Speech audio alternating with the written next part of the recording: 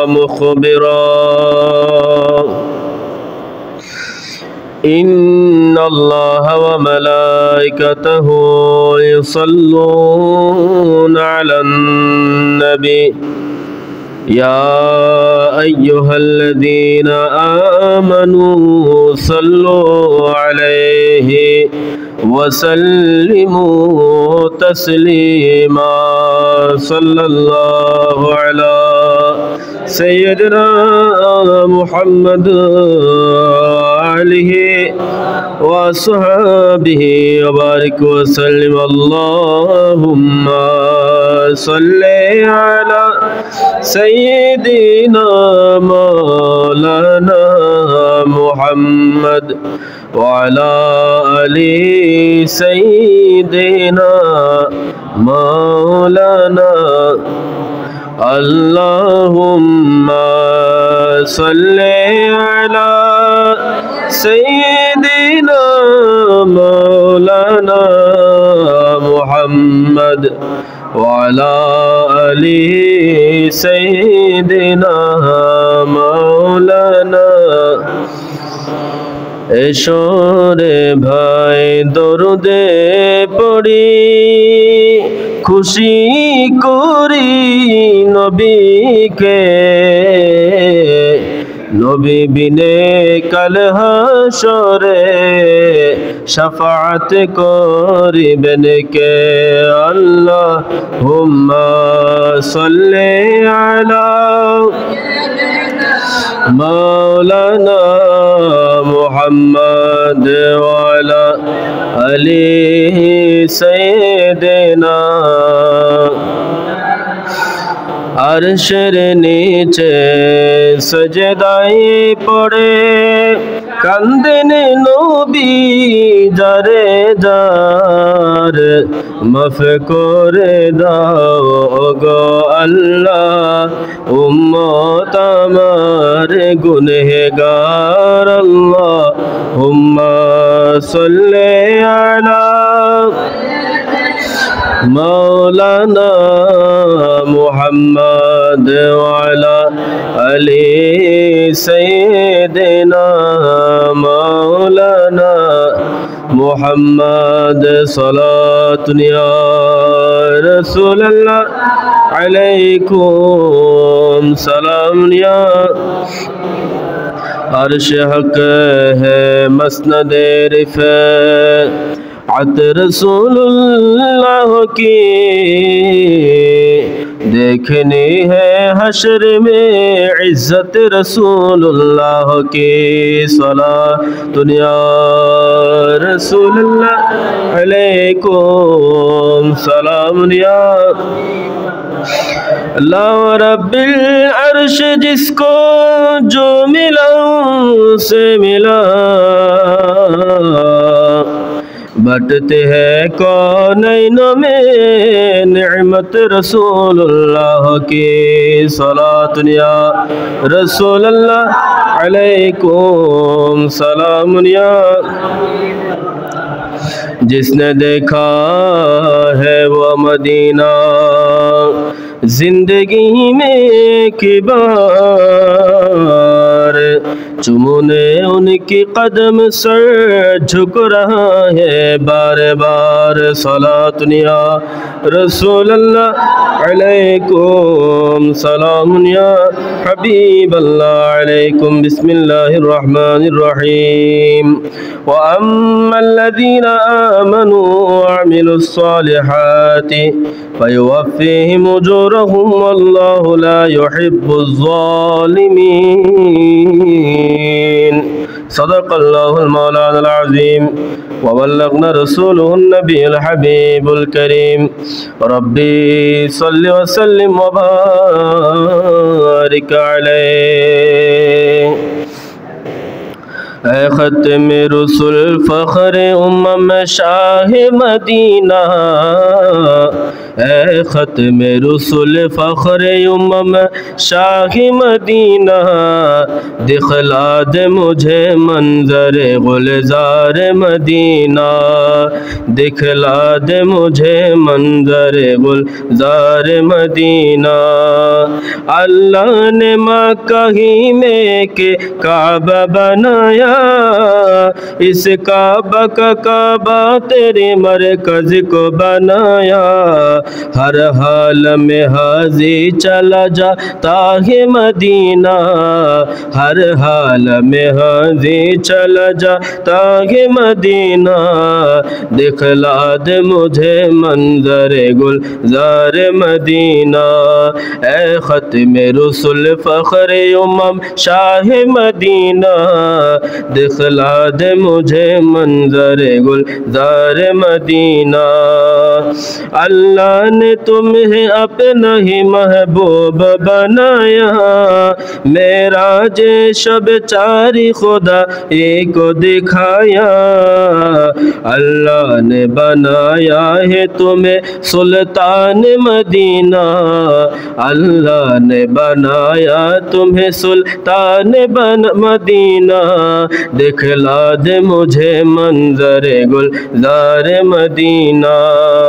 कौनैन का मुख्तार खुदा तुमको बनाया उम्मत का निगाहबान खुदा तुमको बनाया हर हाल मददगार है सरकार मदीना हर हाल मददगार है सरकार मदीना दिखला दे मुझे मंजर गुलजार मदीना ए ख़त्म रुसुल फ़ख्र उम्म शाह मदीना दिखला दे मुझे मंजर गुलजार मदीना दिखला दे मुझे मंजर गुलजार मदीना।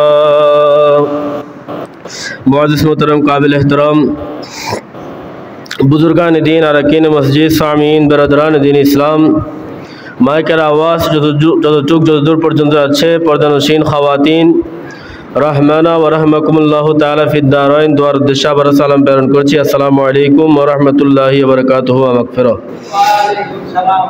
আল্লাহ পাক জাল্লা শানুহুর দরবারে পাকের মধ্যে অসংখ্য গণিত শুকর গুজার করছি যে রব্বুল আলামিন আজকে পবিত্র জিলকদ মাসের দ্বিতীয় জুমার নামাজ আমাদেরকে মসজিদে এসে বসে আদায় করার সুযোগ তৌফিক নসিব করেছেন সুস্থ সবল জিন্দেগি দিয়েছেন এবং ধর্ম হিসেবে দীনুন কামিলুন दीन इस्लाम আমাদেরকে দিয়েছেন ওর রবের প্রতি শুকরিয়াতে সবাই বলি আলহামদুলিল্লাহ।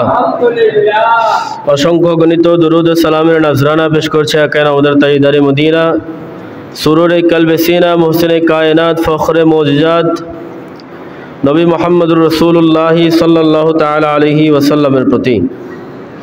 হাজিরিন পবিত্র কালামে পাক ফুরকানে হামিদ থেকে একটা আয়াত করিমা তেলাওয়াত করেছি। এই আয়াতের আলোকে কোরআন ও সুন্নাহর আলোকে ইসলাম তথা ধর্মীয় সম্প্রীতি নিয়ে গুরুত্বপূর্ণ আলোচনা করার চেষ্টা করব। আল্লাহ পাক জাল্লা শানুহু প্রত্যেককে বুঝে শুনে বাস্তব জীবনে আমল করার তৌফিক দান করুক, সবাই বলি আমিন। আল্লাহ সুবহানাহু ওয়া তাআলা কোরআনুল কারীমের সূরা আলে ইমরানের 57 নম্বর আয়াতের মধ্যে ইরশাদ করেন বিসমিল্লাহির রহমানির রহিম ওয়া আম্মাল্লাযীনা আমানু আল্লাহ বললেন আর যারা ঈমান আনে ওয়া আমিলুস সালিহাত এবং সৎকর্ম করে সৎ কাজ করে ফায়ুয়াফিহিম উজুরহুম তাদেরকে তাদের ঈমানের এবং সৎ কাজের প্রতিদান পুরোপুরিভাবে প্রদান করা হবে। ওয়াল্লাহু লা ইউহিব্বুজ জালিমিন কিন্তু আল্লাহ অত্যাচারী জালেমদেরকে কখনো পছন্দ করেন না। যারা ঈমান আনে তারা সফল কাম, পাশাপাশি যারা ঈমান আনার পরে সৎ কাজ করে তারা সফল কাম, তারা আল্লাহর কাছে পবিত্র। আর বান্দা যখন আল্লাহর কাছে পবিত্র হয়ে যায়, বান্দার অবস্থান যখন আল্লাহর নিকট আল্লাহর কুদরতি দরজার নিকট যখন বান্দার অবস্থান ক্লিয়ার থাকে, বান্দার অবস্থান পরিষ্কার পরিচ্ছন্ন থাকে, তখন সারা জাহানের কাছে বান্দার অবস্থান পরিষ্কার থাকে। এবং যে বান্দা আল্লাহর কাছে পরিষ্কার থাকে, ওই বান্দা সারা জাহানের কাছে পরিষ্কার থাকে। যে বান্দা আল্লাহর দরবারে পবিত্র, ওই বান্দার জন্যই জান্নাত। সুবহানাল্লাহ।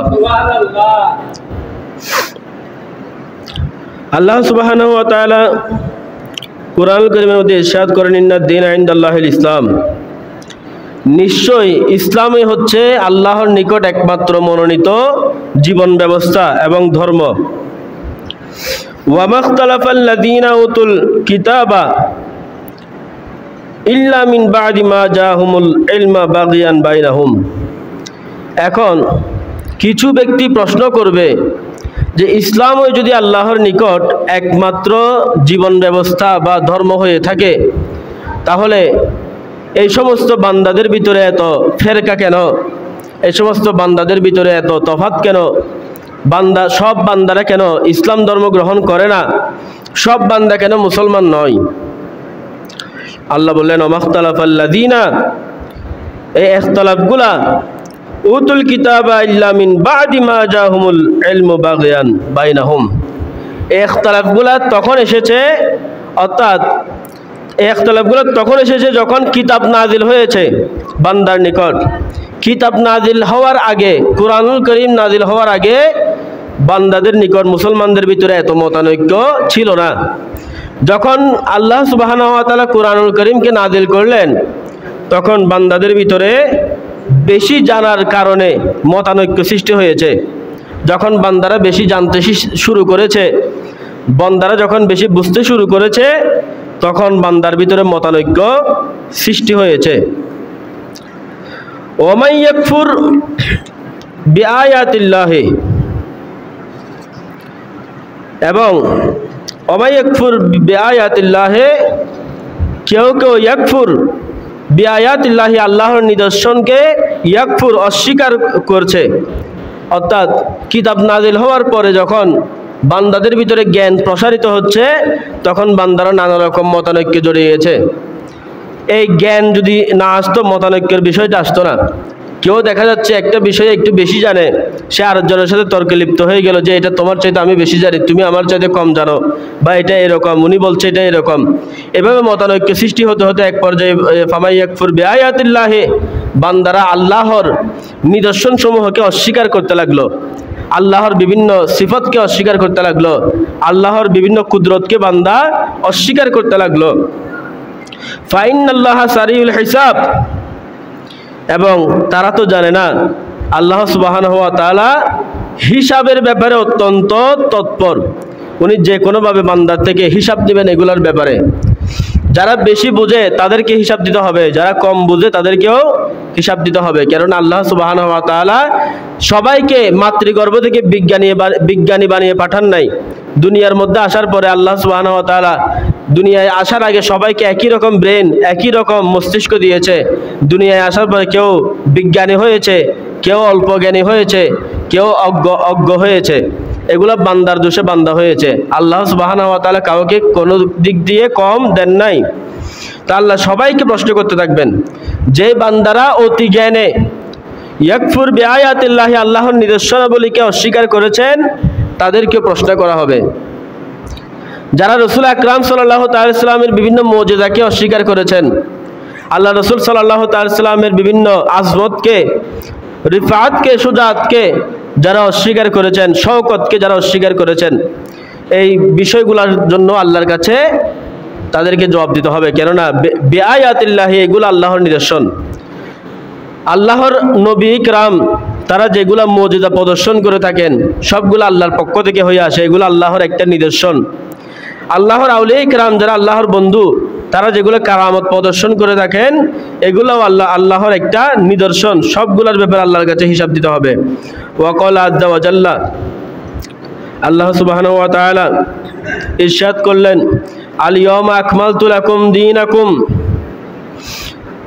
আল্লাহ বললেন আমি তোমাদের জন্য তোমাদের দিনকে পূর্ণাঙ্গ করে দিলাম। ওয়া আতমামতু আলাইকুম নি'মাতি, নিয়ামতকে প্রসারিত করে দিলাম।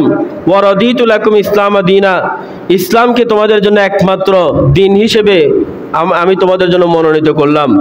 ওয়াকাল জাল্লা যিকরুহু, আল্লাহ সুবহানাহু ওয়া তাআলা আবার ইরশাদ করলেন, ওয়া মান ইয়াবতাগি গায়রাল ইসলামি দীনান, আর কেউ ইসলাম ব্যতীত যদি অন্য কোনো দিন গ্রহণ করতে চায়, কেউ যদি ইসলাম ব্যতীত অন্য কোনো ধর্ম গ্রহণ করতে চায়, আমার আল্লাহ বললেন ফালা ইউকবালা মিনহু, এটা কখনো গ্রহণযোগ্য হবে না, কবুল করা হবে না। কেননা আল্লাহ ইসলামকে একমাত্র জীবন ব্যবস্থা হিসেবে মনোনীত করেছেন।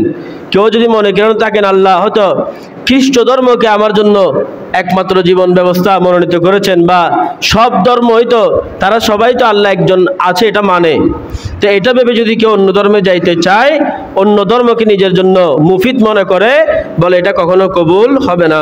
ওয়া হুয়া ফিল আখিরাতি মিনাল খাসিরিন, এবং সে হবে আখিরাতে ক্ষতিগ্রস্তদের অন্তর্ভুক্ত, সে আখিরাতে জাহান্নামীদের অন্তর্ভুক্ত হবে। ওয়ান আবি হুরায়রা আন্না রাসূলুল্লাহি সাল্লাল্লাহু তাআলা আলাইহি সাল্লাম, হযরত আবু হুরায়রা রাদিয়াল্লাহু তাআলা রাসূল পাক সাল্লাল্লাহু তাআলা সাল্লাম থেকে বর্ণনা করেন, ক্বালা উমিরতু আন উকাতিলান নাসা হাত্তা, হযরতে আবু হুরায়রা রাদিয়াল্লাহু তাআলা রাসূল পাক সাল্লাল্লাহু আলাইহি সাল্লাম থেকে বর্ণনা করেন, আল্লাহ রাসূল বললেন, আমি মানুষের সাথে যুদ্ধ করার সময় কেউ যখন ইসলামের বিপক্ষ হয়ে বা ইসলামের বিপক্ষে যুদ্ধের ময়দানে কেউ যখন আমার দিকে তলোয়ার নিয়ে আসে, বলে আমি তাকে ততক্ষণ পর্যন্ত হত্যা করব না যতক্ষণ সে বলবে আল্লাহ ইলাহা ইল্লাল্লাহ, আল্লাহ ছাড়া কোনো মাবুদ নাই, ইউমিনু বি ওয়া বিমা জিতু বিহি, এবং আমারও আমি যা নিয়ে এসেছি তার উপর ঈমান আনে, অর্থাৎ আল্লাহ ছাড়া কোনো মাবুদ নাই। ওয়া আন্না রাসূলুল্লাহ সাল্লাল্লাহু আলাইহি ওয়াসাল্লাম, আল্লাহ রাসূলকে রাসূল হিসেবে মানে, তো আমার রাসূল বললেন আমি ততক্ষণ তাকে হত্যা করব না। কেননা যে ব্যক্তি কালিমাকে মনে প্রাণে বিশ্বাস করে সে মুসলমান। মুসলমান বলা হয় তাকে যে কালিমাকে মনে প্রাণে বিশ্বাস করে, নইলে তো যারা বিধর্মী আছে এরাও তো লা ইলাহা ইল্লাল্লাহ মুহাম্মাদুর রাসূলুল্লাহ সবসময় পড়ে, বা বিভিন্ন কাজে ক্ষেত্রে কর্মক্ষেত্রে পড়ে লা ইলাহা ইল্লাল্লাহ মুহাম্মাদুর রাসূলুল্লাহ। তাহলে লা ইলাহা ইল্লাল্লাহ মুহাম্মাদুর রাসূলুল্লাহ বললে কেউ কখনো মুসলমান হয়ে যায় না, কারণ ইকরার বিল লিসান ও তাসদীক বিল জানান, কালিমাটা হচ্ছে তসদিকের বিষয়, তাসাব্বুরের বিষয়। কালিমাটা যদি তসদিক তাসাব্বুর ব্যতীত কেউ এমনি পাঠ করে সে কখনো মুসলমান হবে না। একজন ব্যক্তি যতক্ষণ না মনে প্রাণে বিশ্বাস নিয়ে কালিমায়ে শাহাদাত উচ্চারণ করছে ততক্ষণ সে মুসলমান হবে না। যখন সে মনে প্রাণে বিশ্বাস নিয়ে কালিমায়ে শাহাদাত উচ্চারণ করবে লা ইলাহা ইল্লাল্লাহ মুহাম্মাদুর রাসূলুল্লাহ, তখন সাথে সাথে সে মুসলমান হয়ে যাবে। সুবহানাল্লাহ। ফাইজা ফাআলু যালিকা আসমু মিন্নি দিমাহুম, অতঃপর লোকেরা যথাযথ ঈমান আনলে মিন্নি দিমাহুম ওয়া আমওয়ালাহুম, তাদের জান, ওয়া আমওয়ালাহুম, তাদের সম্পদ নিরাপদ থাকবে, ইল্লা বিহাক্কিহা ওয়া হিসাবুহুম আলাল্লাহি, এবং ইসলামের হক তার উপরে কার্যকরী হবে। ওয়ানহু ক্বাল ক্বালা রাসূলুল্লাহ সাল্লাল্লাহু তাআলা সাল্লাম, হযরত আবু হুরায়রা রাদিয়াল্লাহু তাআলা আনহু বর্ণনা করেন, রাসূল পাক সাল্লাল্লাহু আলাইহি ওয়াসাল্লাম ইরশাদ করেন, ওয়াল্লাযী নাফসু মুহাম্মাদিন, আল্লাহ রাসূল সাল্লাল্লাহু তাআলা সাল্লাম ইরশাদ করেন, সে মহান আল্লাহর শপথ যে আল্লাহর হাতে নফসু মুহাম্মাদিন, আমি মুহাম্মদের নফস রয়েছে,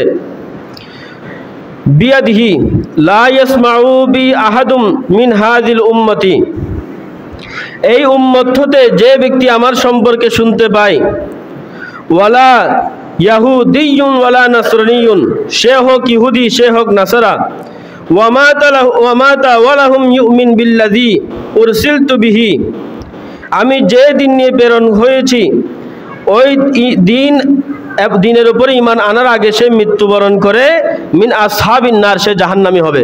অর্থাৎ আল্লাহ রাসূল বললেন কেউ আমার উপস্থিতিতে, অর্থাৎ সাহাবে কেরামের যুগে কেউ যদি দুনিয়ার মধ্যে আল্লাহ রাসূল সাল্লামকে সচক্ষে দেখে, দেখার পরে ইসলাম সত্য, ঈমান সত্য, সব কিছু জানার পরেও যদি সে ঈমান না আনে, বলে সে যদি এমত অবস্থায় মৃত্যুবরণ করে সে জাহান্নামী হবে। কেননা ঈমান আনয়ন করতে হলে মনে প্রাণে বিশ্বাস নিয়ে মুখ দিয়ে কালিমা শাহাদাত পাঠ করতে হবে। কেউ যদি মনে প্রাণে বিশ্বাস করার পরেও মুখ দিয়ে কালিমা শাহাদাত পাঠ না করে তাহলে সে মুসলমান হবে না। সেজন্য আমরা একটা মাসালা বলি, এটা আপনাদেরও জানার প্রয়োজন। অনেকে অনেকভাবে অনেক আলেমরা না বুঝে এই মাসালাটা বিকৃতভাবে মানুষকে শোনায়। এটা হচ্ছে নামাজের সময় নিয়ত করা লাগবে না, কেননা আপনার অন্তরে নিয়ত রয়েছে। এগুলো হচ্ছে ভুল কথা। নামাজের সময় নিয়ত করাটা উত্তম। হ্যাঁ, জরুরি অবস্থায় এখন জামাত চলছে, রুকুর মধ্যে সবাই রুকুর মধ্যে আছে, এখন দাঁড়িয়ে যাবে, তো রুকুর মধ্যে রুকু যদি আপনি পান তাহলে আপনি 1 রাকাত পেয়েছেন, রুকু না পাইলে আপনি 1 রাকাত পান নাই। তখন আপনি জরুরি অবস্থায় আপনি ওই নিয়তটা মুখে না পড়ে, আপনি যেহেতু জোহরের সালাত পড়ার জন্য এসেছেন, আপনি এভাবে আল্লাহু আকবার বলে আপনি রুকুতে চলে যাবেন, আপনার 1 রাকাত হয়ে যাবে। এটা জরুরি অবস্থার জন্য। এমনিতে আপনার নিয়ত মুখে উচ্চারণ করাটা উত্তম, মুখে উচ্চারণ করতে হবে। যদি আপনি আরবি না পারেন, বাংলা উচ্চারণ করবেন যে আমি যদি ইমামের পিছনে দাঁড়ান, ইমামের পিছনে দাঁড়িয়ে আমি জোহরের সালাত কিবলামুখী হয়ে জোহরের সালাত আদায় করছি, আল্লাহু আকবার, ফরজ সালাত। অথবা আপনি যদি বাংলায় আপনি যদি না পারেন তাহলে বাংলায় করবেন, অন্যথায় আপনি আরবিতে নিয়ত করবেন। কারণ আপনারা সবাই জানেন যে একটা আলিফ পড়লে 10টা নেকি দেওয়া হয়, এটা আপনারা সবাই জানেন। তো এই আরবিতে করলে বেশি সওয়াব। তো যেটা করলে বেশি সওয়াব, এটা আপনার একটু কষ্ট করে হলেও কি করতে হবে, শিখতে হবে। কিন্তু নিয়ত না করে কারো কথা শুনে মনে মনে নিয়ত আছে এটা বলে নিয়ত করা যাবে না। এগুলো হচ্ছে বোকাদের কথা, আহলে খবিসদের কথা। এগুলো আমরা মানি না, এগুলো আহলে সুন্নাত ওয়াল জামাত এগুলো কখনো বিশ্বাস করে না। যারা রাসূল আকরাম মা আনা আলাইহি ওয়া আসহাবিহি, যারা আল্লাহ রাসূল সাল্লাল্লাহু আলাইহি ওয়াসাল্লাম এবং আসহাবদের সালাফদের অনুসরণ করে, তারা এগুলো কখনো মানে না, মানতে পারে না। আল্লাহ রাসূল সাল্লাল্লাহু তাআলা সাল্লাম ঈমানের ব্যাপারে তিনি যেভাবে কট্টর আলোচনা করেছেন, সেভাবে ধর্মীয় সম্প্রীতি রক্ষার ব্যাপারে আল্লাহ রাসূল সাল্লাল্লাহু আলাইহি ওয়াসাল্লাম বদ্ধপরিকর ছিলেন। আল্লাহ সুবহানাহু ওয়া তাআলা ইরশাদ করেন, ইয়া আইয়ুহাল মুমিনুনা, আল্লাহ বলেন হে মুমিনগণ, ইলামু, তোমরা জেনে রাখো, আন্নাল ইসলামা দীনুল উলফাতি, ইসলাম হলো সম্প্রীতি, ওয়াল হিলমি, সহনশীল, ওয়াত তাআতুফি, এবং সহানুভূতির ধর্ম। ইসলাম এমন একটা ধর্ম যে ধর্মের মধ্যে সম্প্রীতি রয়েছে, কোনো প্রকারের কোনো বৈষম্য নাই। এখানে যারা মসজিদের কাতারে বসে আছেন, কেউ কারো কাছে ব্যাংকে লক্ষ টাকা আছে, বা কারো কাছে লক্ষ লক্ষ টাকার জায়গা জমিন আছে, কারো কাছে আবার 1 কড়া জায়গাও নাই, আবার কারো কাছে ব্যাংকে 10টা টাকাও নাই, কিন্তু সবাই এক কাতারে বসেছেন, কোনো রকমের কোনো বৈষম্য নাই। বা ধনীরা সামনের কাতারে বসবে, যে যারা একটু গরিব আছে তারা পিছের কাতারে বসবে, যারা ছোট আছে তারা একদম শেষের কাতারে বসবে, এরকম কোনো বৈষম্য নাই। এটা হচ্ছে ইসলাম। যে মসজিদে আসলে একজন ব্যক্তি, মসজিদে আসে যারা, কখনো বুঝতে পারবে না যে ইসলামে কোনো বৈষম্য নাই। ইসলাম হচ্ছে বৈষম্যহীনতার ধর্ম। ইসলামের মধ্যে কোনো বৈষম্য নাই, মুসলমান কখনো কোনো বৈষম্য করতে পারে না। এবং ইসলাম হচ্ছে ওয়াত তাআতুফি, ইসলাম হচ্ছে সহানুভূতির ধর্ম। ওয়াল হিলমি, ইসলাম হচ্ছে সহনশীলতার ধর্ম। ইসলাম এমন একটা ধর্ম যে ধর্ম যাকাত সিস্টেম চালু করেছে, যারা গরিব আছে তাদেরকে ধনী করার জন্য, তাদেরকে ধনীদের বরাবর করার জন্য। ইসলাম এমন একটা ধর্ম যে ধর্মের মধ্যে সহানুভূতি আছে। গরিবদেরকে কেউ যদি 10টা টাকা দেয়, এই জন্য সওয়াব রয়েছে এই ধর্মে। শুধু তা নয়, এতিমদের মাথার উপরে যদি কোনো টাকা পয়সা না থাকে, মাথার উপরে যদি হাতও বুলিয়ে দেওয়া হয়, এই জন্য ইসলামের 70টা নেকি রয়েছে। সুবহানাল্লাহ। ইসলামের মধ্যে কোনো অসম্প্রীতির কোনো সুযোগ নাই। ইয়াজানুল ইসলামু আই ইউকতুলা, এবং ইসলাম কাফের, ইয়াজলিমাল কুফার, জালিম কাফের, ওয়াল মুশরিকিনা, মুশরিক, ওয়াল মুখালিফিন, এবং মুখালিফদেরকে হত্যা করার, আইয়াকতুলা, হত্যা করার অনুমতি ইসলাম দেয় না। ইসলাম কোনো বিধর্মীকে হত্যা করার কোনো অনুমতি দেয় না। ইসলাম কোনো মুশরিককে হত্যা করার কোনো অনুমতি দেয় না। ইসলাম যারা ইসলাম ধর্মের বিরুদ্ধে, তাদেরকে হত্যা করার কোনো অনুমতি ইসলাম দেয় না। বরঞ্চ শরীয়তের আইনে বিচার কার্যে যে ফয়সালা আসে, ওই ফয়সালায় মাথার পেতে নেওয়া উচিত। ওয়ালা ইয়াহিল, মনে করেন এখানে একটা মাসালা আছে, আমাদের বিভিন্ন সময় কোনো কেউ যদি ইসলামের উপর আঘাত আনে, কেউ আমি এর কল্যার বিনিময়ে 10 লক্ষ টাকা দিব, এগুলো হচ্ছে জাহালতের কথা। কল্যার বিনিময়ে 10 লক্ষ টাকা দিব না, যেহেতু দেশের আইন আছে, দেশের আইন অনুযায়ী যেটা হয় এটাই ফয়সালা, উত্তম ফয়সালা। আমাদের দেশে বাংলাদেশের একটা নির্দিষ্ট সংবিধান আছে, নির্দিষ্ট একটা আইন আছে। এই আইনের কাছে মামলা করতে হবে যে অমুক ব্যক্তি আল্লাহ রাসূলের এইরকম একটা আজমতের উপর আঘাত এনেছে, আল্লাহ সুবহানাহু ওয়া তাআলা এরকম বিষয় একটা নিয়ে কটূক্তি করেছে। বাংলাদেশের যেহেতু আইন আছে, এই আইন তার ব্যবস্থা নেবে। কেউ কখনো আইন হাতে নিক, এটা ইসলাম কখনো সমর্থন করে না। এরপরে ইসলাম কখনো এগুলা মেনে নেয় না। ওয়া ইউকরাহা আহাদান ফি কুবুলিল ইসলাম, এবং ইসলাম কাউকে বল প্রয়োগ করে না ধর্মে আসার জন্য, এবং বল প্রয়োগ করতে নিষেধ করে। কেউ যতক্ষণ পর্যন্ত ইসলামের মহত্ব দেখি ইসলামে আসবে না, ততক্ষণ পর্যন্ত ইসলামে তাকে বল প্রয়োগ করে ইসলামে আনা হারাম, ডাইরেক্ট হারাম। তাকে কেউ বল প্রয়োগ করে ইসলামে আনতে পারবে না। কেউ চাইলে নিজের ইচ্ছা মতো, নিজের ইচ্ছা অনুযায়ী ইসলামে আসতে পারবে। হ্যাঁ, ইসলাম আপনার জন্য হিকমত রেখেছেন।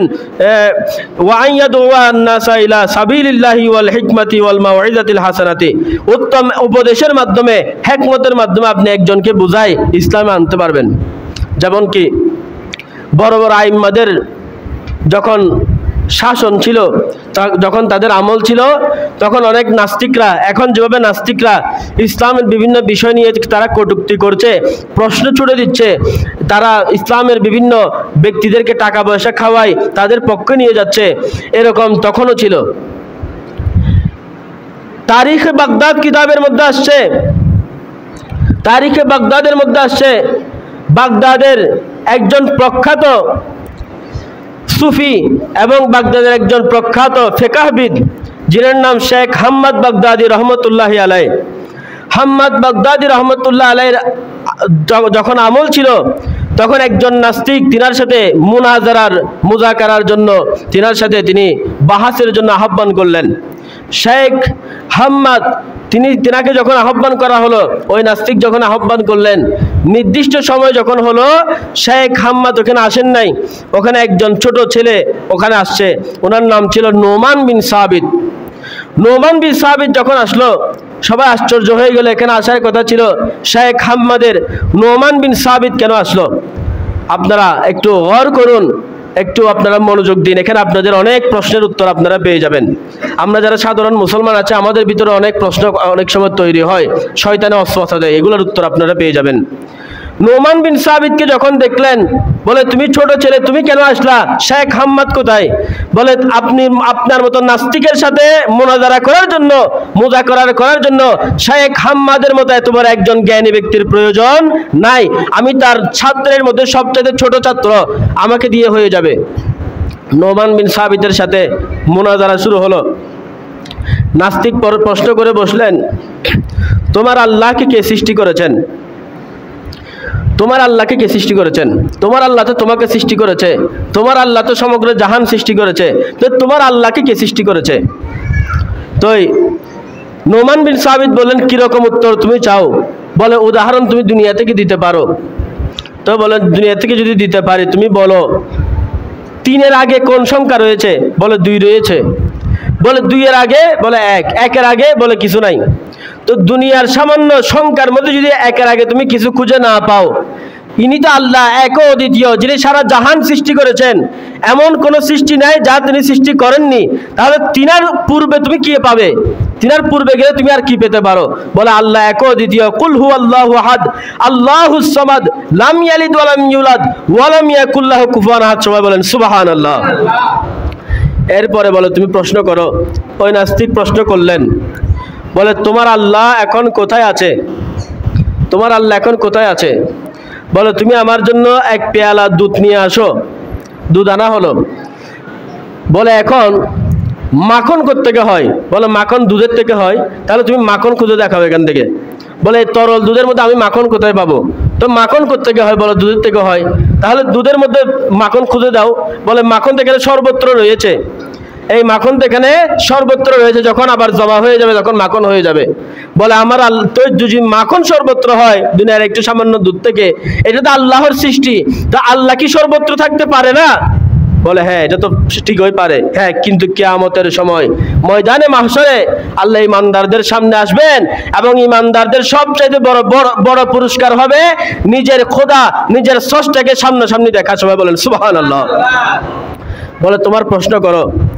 বলে এখন আমার প্রশ্ন হচ্ছে, তোমার আল্লাহ কি কঠিন, লোহার মতো কঠিন, নাকি পানির মতো তরল, নাকি তোমার আল্লাহ বাতাসের মতো বাষ্পীয় বায়বীয়? তখন নোমান বিন সাবিত বললেন, তুমি আমাকে আগে উত্তর দাও, তুমি কি কখনো মৃত মানুষের পাশে ছিলে? বলে হ্যাঁ আমি ছিলাম। তাহলে মৃত মানুষ উনি জীবিত থাকতে ওনার শরীর গরম থাকে, মরার পরে কেন এত তরল হয়ে যায়, কেন নিঃশব্দ হয়ে যায়, তিনি কেন কথা বলে না? বলে তখন ওনার ভিতরে যে আত্মাটা থাকে ওটা চলে যায়।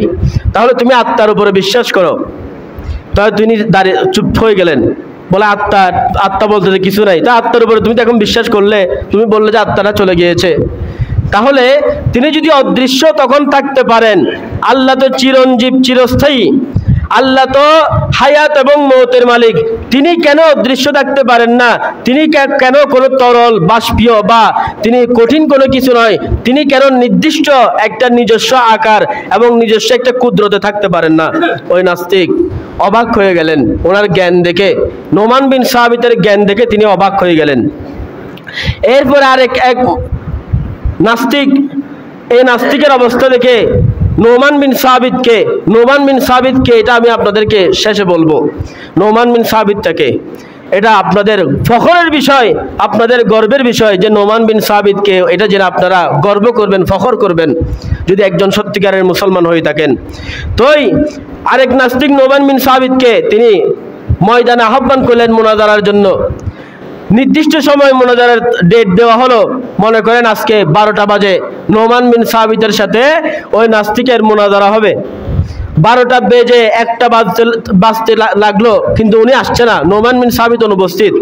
ওই নাস্তিক তখন ময়দানের মধ্যে বক্তব্য দিচ্ছেন, দেখো তোমাদের মুসলমানদের এই পণ্ডিত, সে নিজেকে যে অনেক পণ্ডিত মনে করে, সে আজকে আমার সাথে মুনাজারা করতে আসতেছে না, হয়তো ভয়ে পালিয়েছে, বা হয়তো আমার প্রশ্নগুলোর যুক্তি তার কাছে নাই। নাস্তিকরা সবসময় যুক্তি দেয়, বিজ্ঞানের যুক্তি দেয়, বিভিন্ন কিছুর উদাহরণ দেয়। তো নাস্তিকদের কাছে প্রশ্ন হচ্ছে, তোমরা যদি বিজ্ঞানের এতই যুক্তি দাও, তাহলে অনেক বিজ্ঞানী যারা মুসলমান হয়েছে তারা কি তোমাদের থেকে নিচু নাকি? তারা কি তোমাদের থেকে কম লেখাপড়া নাকি? অনেক বিজ্ঞানীরা মুসলমান হয়েছে, এরকম ইতিহাস এই পৃথিবীর জমিনে আছে। তো নোমান বিন সাবিত অনেকক্ষণ যাওয়ার পরে যখন সবাই ময়দান থেকে চলে যাবে, এমত অবস্থায় তিনি এসে উপস্থিত হলেন। সবাই অবাক হয়ে গেলেন, তিনি এতক্ষণ দেরিতে কেন আসলেন? তিনি স্টেজে উঠলেন, তাকে জিজ্ঞেস করা হলো, আপনার এতক্ষণ দেরি হওয়ার কারণ কি? আমরা তো ভাবলাম আপনি হয়তো আমাদের বয়ে পালিয়েছেন, হয়তো নাস্তিকদের প্রশ্নের উত্তর দেওয়ার বয়ে পালিয়েছেন। নোমান বিন সাবিত বললেন, না আমি পালাই নাই, প্রতিমধ্যে একটা অলৌকিক বিষয় হয়েছে, অলৌকিক ঘটনা ঘটেছে। নাস্তিক এখনো প্রশ্ন করে নাই। দেখেন একজন জ্ঞানী, একজন জাহিন, একজন মাহিরের উত্তর কেমন। ওই নোমান বিন সাবিত বলতে লাগলেন, আমি যখন তোমার সাথে মুনাজারার জন্য আসছিলাম, প্রতিমধ্যে একটা নদী পেলাম, নদীর পাশে একটা বিরাট পুরাতন একটা সনাতন বটগাছ ছিল, পুরাতন বটগাছ ছিল। বলে ওই বটগাছের পাশে আমি দাঁড়িয়ে থাকলাম, আমি কিভাবে এই নদী পার হব এবং এই মুনাজারার মধ্যে আসবো? বলে আমি অনেকক্ষণ দাঁড়িয়ে থাকলাম, কোনো মাঝি পাইলাম না। হঠাৎ এক সময় দেখলাম আমি কোথা থেকে একটা কুটার চলে আসলো, ওই কুটারটায় বট গাছটা নিজে নিজে কেটে ওই বট গাছ থেকে নিজে নিজে তক্তা হয়ে ওই তক্তাগুলো নিজে নিজে নৌকা হয়ে আমার সামনে ভেসে গেল, এবং সাথে সাথে নিজে কোনো মাঝি ছাড়া আমাকে এই নদী পার করে দিল। সবাই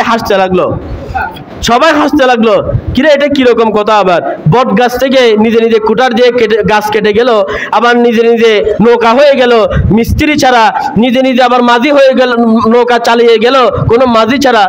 তাহলে কিভাবে সম্ভব? ওই নাস্তিক তাকে বললেন যে আপনার এই বাউতাবাজি বন্ধ করেন, এখানে কুঠারে ছাড়া কিভাবে কাটলো, আবার মিস্ত্রি ছাড়া কিভাবে নৌকা তৈরি হলো, আবার এখানে মাঝি ছাড়া কিভাবে নৌকা চালিয়ে আসলো?